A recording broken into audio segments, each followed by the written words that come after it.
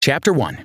There is a constant tussle between good and bad, both within and without any individual, and it's imperative that we remember good will always prevail. This theme is strongly evident in the overall message in the struggles of the main characters and their struggle with the forces of good and evil. This theme is the core of human morality and the constant tug of war between both sides of the coin. The main character, Atticus, a lawyer, is faced squarely with humans' propensity for evil when he represents an innocent man in a rape charge. Humanity struggles with good and evil daily. This struggle is the core of our existence. To his surprise, after appealing to the good in the hearts of the jury and the court, the guilty verdict was passed anyway. Prior to this, he believed all people had the potential for good, and that this potential will always prevail regardless of how much bad threatens to overcome them. He taught this ideal to his children, Scout and Jem, who grew up to also think like their father. This was up until they were made to witness the wrong verdict passed on the innocent man charged with rape and battery of a white woman. They too expected good to prevail and the right verdict to be passed, but their faith in the capacity for good in all people was crushed. Sometimes good will not prevail, but you must not lose hope yet. Their town was smack in the middle of the Depression era and was in the famed racist South region of the United States. This influenced the verdict greatly as the defendant, Tom Robinson, was a black man. This realization that so many people preferred to kill an innocent man because of the color of his skin shook them to their cores. This event almost shook their minds to entertain evil, but their struggle ends when they are faced with the great evil in the form of Bob Ewell, who tries to kill them, and they are saved by an ultimate good in the form of Boo Radley. The ideals they were raised on hold that good and evil are in a constant struggle, but good will always prevail eventually, and that they should always hold out hope that it will. In today's world, we are also faced with this struggle, and it seems like bad has the upper hand. But like in the book, if you are patient, good will prevail. Chapter 2. To nip the tendency to be bereft of morals in any individual, make sure they're properly educated. The struggle for good and evil is often helped along by certain factors, and chief among them is education. What an individual is taught to believe is true will go a long way to affect how they think and behave in their lives moving forward. It informs their perspective of the world and guides their mind to affect their behaviors. A good education is a gift and a literal enlightenment, but a bad one is a deadly weapon of ignorance. Ignorance is a very deadly hamper and can be used for the furtherance of evil. In the book, the eldest child, Scout, is ahead of her classmates in school because she had been homeschooled by her father. Her teacher is clearly angered by this and forbids her from learning anything from home altogether. This action shows clearly that even though the things Scout was taught were correct, the world preferred that your knowledge was institutionalized and not education that encouraged free thought. Institutionalized education is bereft of any kind of morality. It doesn't foster the goodness in the individuals, nor put at bay the evilness either. Atticus offered his children a different, healthier version and approach. He truthfully answered whatever questions they had and encouraged them to not shy away from being inquisitive and asking questions. He treated them as adults so they can grow intellectually and morally, knowing the difference between right and wrong, and knowing why they should always do the right thing. But this would sound like a disorganized system to those who operated institutionalized education, because they believe there should be limits and certain topics should not be discussed altogether. It also conflicts the moral standpoint of whoever is delivering said education, as is seen when Scout's very racist teacher, Miss Gates, says something as horrible as the Holocaust could never happen in the US, but she believed firmly that the blacks in America deserve to be taught a lesson. Institutionalized education does more harm than good and fails to raise morally sound individuals in society. A home education doesn't guarantee this also because it depends on the quality and intention behind it. An evil parent cannot instill virtues or good morals, but can only give what they have. But in an ideal situation, as in the case of Atticus, a morally sound home education trumps institutionalized education in every aspect. An education bereft of morality is wasted and lacking in much needed knowledge. Chapter 3. Social inequality continues to be a great problem amidst people, oftentimes earning them the wrong treatment by virtue of their social class. The great gap between individuals is yet another tool that is often exploited by evil and its agents.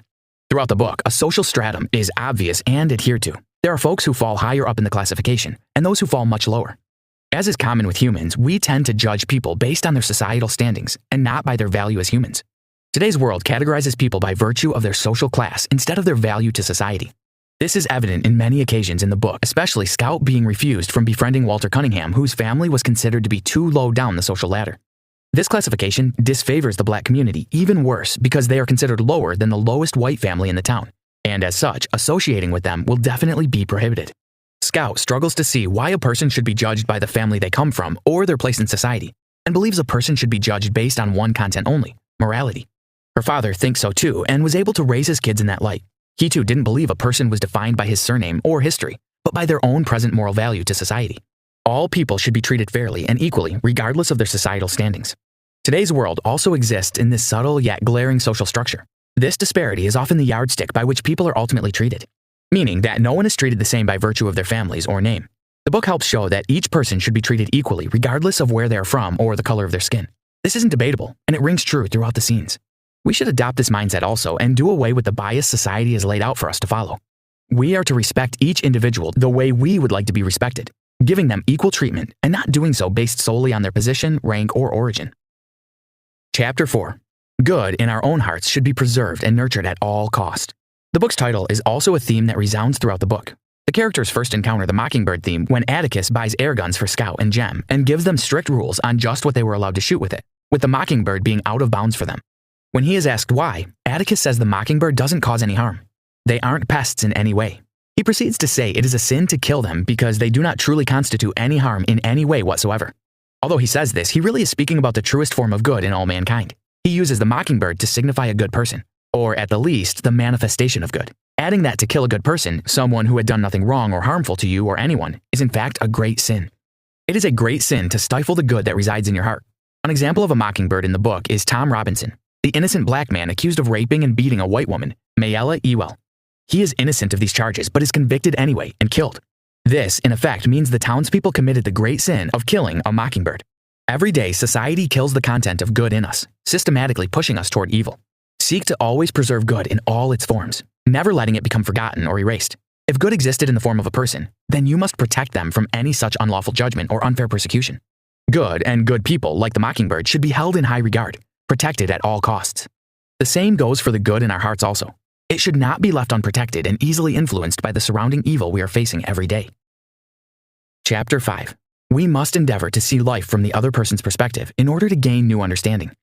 One way to ensure we truly safeguard the good in our hearts is a shift in perspective when we deal with others. If we are to ensure that good prevails, we have to learn to cultivate empathy for others.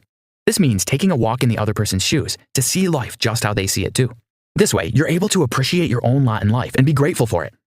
To truly appreciate the next person's life, we must shift grounds and attempt to see life from their perspectives. In the book, whenever Scout struggles with understanding Jem, Atticus encourages her to try to understand how he might have perceived the situation instead. This way, she was able to understand him. This also helped broaden her horizon as she would go on to apply this advice to all her interactions with people she'd meet. When we are faced with people whose perspectives differ from us, we should regard it as an opportunity to learn from them, not to judge them from our position. One of the causes of conflict is misunderstanding. The cause of religious clashes, tribal wars, and conflict as large as wars can be traced back to a refusal to see things from the other person's point of view. We can avoid a lot of bloodshed if we take more time to listen. When you are able to see things from the other person's point of view, you'll be less prone to having conflicts with them. If everyone adopts this tool when communicating or trying to understand others, there will be much less need for clashes of egos even. Chapter 6. Racism makes it much more difficult to live for an already socially marginalized few and must be kicked out by all.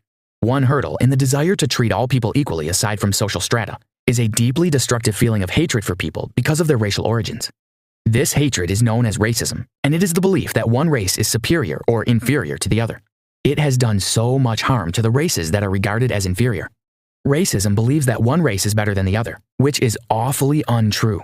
This theme is a major one in the book, as it ties in with the social status with which people were treated already in their town. Owing to the era in which this book was dated, in the Depression era when blacks were greatly marginalized and relegated to the background like common animals. They were not allowed to mix with white folks in public settings, even in places such as the court of law. The blacks were segregated to a great extent, even to the point that intermarrying was prohibited. Racism is such a strong theme in the story portrayed, especially in the trial of Tom Robinson. Being a black man made it much more difficult for him to get any real justice. He was killed based on the color of his skin, adjudged to be guilty simply because of his race. Even when the evidence was in his favor, he still didn't get justice.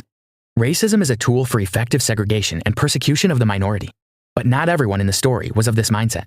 Atticus and his children believed strongly in racial equality.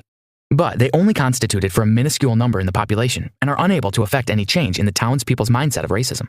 This theme also ties into the struggle with bad and good, with racism being the bad and those who believe in racial equality being the good. In the book, we can see that bad seemingly wins against good, but Atticus urges his children to not lose faith in the fight for good. We too should never lose hope in good and to continue to strive to do and be good. Chapter 7. Bravery in the face of great injustice is the only way to effectively tackle it. To tackle the issue of inequality and social injustice, one must be brave and daring because it is a daunting task to even consider. Only a brave soul can effectively tackle these societal woes, even in the face of criticism and violence, even threat of death. Atticus had to defend his client even though he was a member of a marginalized group greatly looked down upon and racially persecuted. It was definitely a feat of bravery to back someone who was an obvious target. He faced many threats, including a rabid dog and an angry mob. In all this, he didn't waver or cease in his fight for truth, justice, and equality. The only way to truly combat the problem of injustice is to show bravery in the face of trials. He never once responded with violence, even when violence was directed at him or his family. He believed withholding violence was the highest form of bravery. He instilled this ideal in Scout and Jem as well, to be brave when they are faced with the threat of looming dangers. Regardless of the situation you find yourself in, you must always be brave enough to confront and ask questions. As you proceed to work toward a change, you must be brave in your endeavor, not giving in to the pressures of persecution. It will be rewarding in the end when you show bravery in the face of injustice. Chapter 8. It is imperative that one is armed with the laws that would be or are made in line with upholding basic human rights. The greatest tool in the arsenal of those who wish to combat social injustice is the law. The legal status that can aid in the fight against those wrongs should be something you should arm yourself with. Knowing which laws protect you is a great weapon in the war against social inequality. The theme of law is centered mainly on Atticus, who's a lawyer, and the trial of Tom Robinson. It is shown to be capable of great good, and yet great evil. The law can be used to one's advantage, and it can also help to uphold the rights of the innocent. It was evident in the case of Bob, who's allowed to hunt even out of season, which is against the law, but he's permitted because it's the only way his family can feed. And another example is the case of Boo Radley, who killed Bob Ewell in self-defense and was supposed to stand trial, but the law was bent to favor him since it would be harsh to expose him to public scrutiny and humiliation. The law is there to help many who are disadvantaged and, if upheld, can do much good.